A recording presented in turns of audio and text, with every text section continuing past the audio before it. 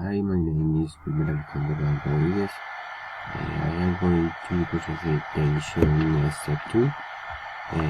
To say that question is if you could have any job in the world, which job will you choose? An advisor, a pilot, mechanic, operator, or other? Explain.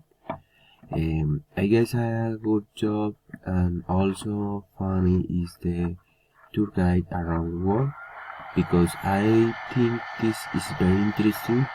You can to travel around the world, and also you have to know a lot of place touristic or place famous, and also to know of the typical food of different cultures.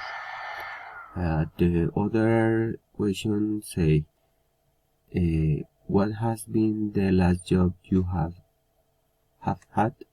Is was important for you? I think the last job I have had was in the Registraduría Nacional, because it was very important for me, and I was the first job I had, and where I could learn so much topic of electoral process and all different things that before I didn't have any idea. Thank you very much.